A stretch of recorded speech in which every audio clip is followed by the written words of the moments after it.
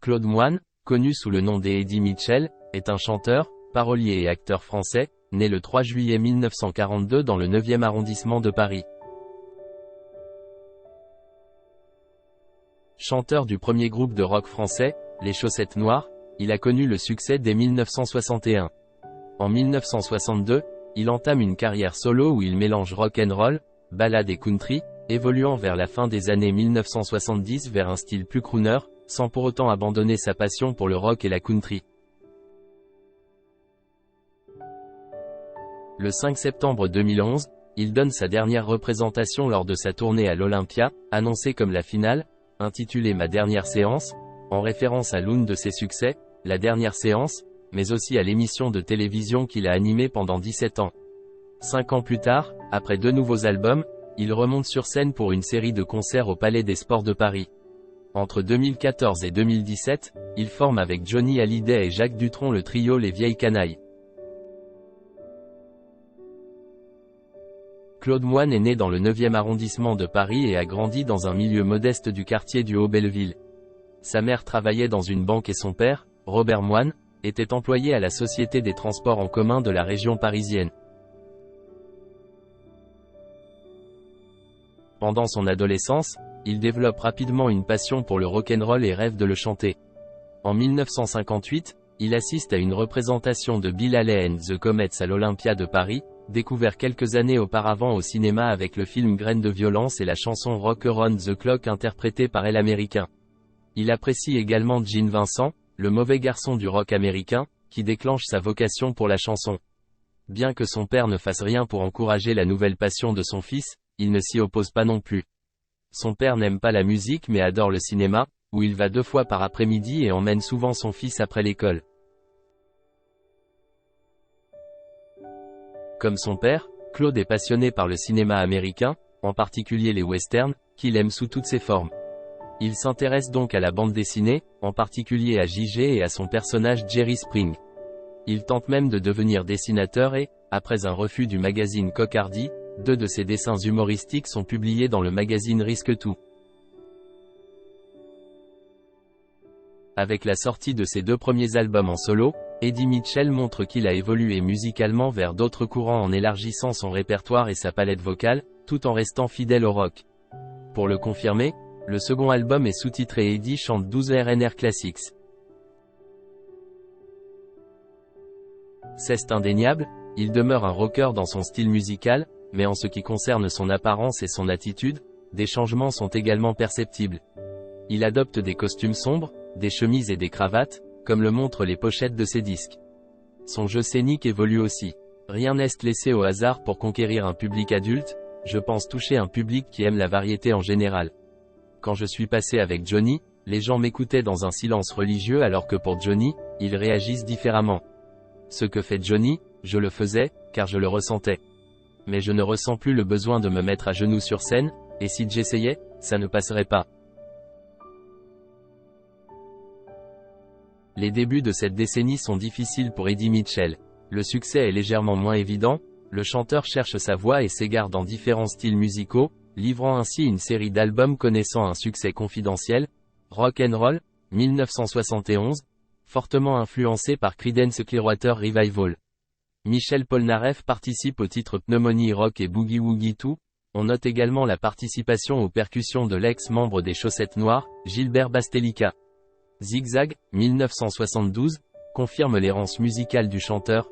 L'album oscille entre hard rock, le vaudou, bossa nova, stop, rhythm and blues, cash, pop, la nuit des maudits, Tamla Sound, le jeu, et variété, c'est facile, le tout en collaboration avec Magma et le groupe Zo.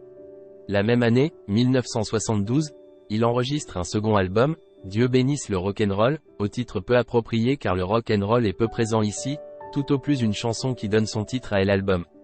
L'histoire se répète avec l'album Ketchup Electric, 1973, contenant peu ou pas de titres marquants à cette époque. Conscient de cette période, il évoque ses hauts et ses bas dans la chanson Cash, extraite de l'album Zigzag. Ma carrière est en dents de scie, des succès, parfois l'oubli, mais je n'ai rien à me reprocher, car j'aille toujours chanter avec sincérité. Eddie Mitchell s'oriente de plus en plus vers le style crooner, offrant ainsi quelques-unes de ses plus grandes chansons. Couleur menthe à l'eau, 1980. Pauvre Baby Doll, 1981. Le cimetière des éléphants, 1982. La peau d'une autre, 1987. Il n'abandonne cependant pas totalement le rock and roll et y revient de manière plus épisodique, avec succès, comme en témoignent les succès de Nashville ou Belleville, 1984, ou encore l'Edgebot Blues, 1989. Le 8 novembre 2009, lors de l'émission 7 à 8 sur TF1, Eddie Mitchell annonce « Ma tournée en 2010 à 2011 sera la dernière que j'effectuerai. » À l'occasion de la sortie de son nouvel album, Comeback, le 18 octobre 2010, la 5e chaîne de télévision diffuse, le 26 novembre 2010, un reportage sur le chanteur. Réalisé par Xavier Villetard, le documentaire d'une durée d'environ 1 heure voit Mitchell évoquer principalement sa jeunesse dans le quartier de Belleville et ses débuts. Cette période a profondément marqué le chanteur, ses passions dès adulte étant déjà présentes à Belleville, la musique avec la découverte du rock'n'roll et son premier disque, offert par sa mère, Bill Haley dans Rock Around the Clock, le cinéma qui l'a conduit à jouer dans plusieurs films et à animer l'émission La Dernière Séance, la bande dessinée à laquelle il s'est essayé avant de préférer la chanson et dont il possède une belle collection de planches et d'originaux. Les États-Unis où, de Memphis à Los Angeles, il a enregistré de nombreux de ses albums. L'all-time tournée des Eddie Mitchell, intitulée Ma Dernière Séance, a débuté en octobre 2010, comptant une centaine de dates à travers la France, la Suisse et la Belgique, avec une étape au Palais des Sports de Paris en avril 2011. Cette dernière tournée s'est achevée là où elle avait commencé, à l'Olympia de Paris en septembre 2011, par 3 ultimes représentations. La dernière a eu lieu le 5 septembre 2011, à la fin de laquelle il a lancé au public qui ne quittait pas la salle après le dernier appel « Faut rentrer maintenant, c'est fini. Repos, et vous pouvez fumer ». Enregistré en mai à Los Angeles, son nouvel album, Hero, est sorti le 11 novembre 2013. Le 17 décembre 2013, à l'occasion des 50 ans de la Maison de Radio France, qu'il a connue à ses débuts, il a participé à un concert exceptionnel donné pour l'occasion. En 2014, il partage l'affiche avec Johnny Hallyday dans le film de Claude Lelouch Salaud on Timé. En novembre de la même année, il est monté sur la scène de Bercy avec Jacques Dutronc et Johnny pour le spectacle des Vieilles Canailles. Le 23 octobre 2015, son 36e album studio, Big Band, est sorti. En mars 2016, accompagné par un big band de 17 musiciens, il est revenu sur scène et a retrouvé son public au Palais des Sports de Paris pour 13 représentations, du 15 mars au 3 avril. En juin et juillet 2017, les Vieilles Canailles sont partis en tournée en France, en Belgique et en Suisse, pour 17 représentations, dont 2 à Bercy. En novembre, un nouvel album nommé La Même Tribu, volume 1 est sorti. La Même Tribu, volume 2 est paru en mai 2018. Avec ses 37e et 38e albums studio, Eddie Mitchell revisite en duo quelques-unes de ses plus grandes chansons.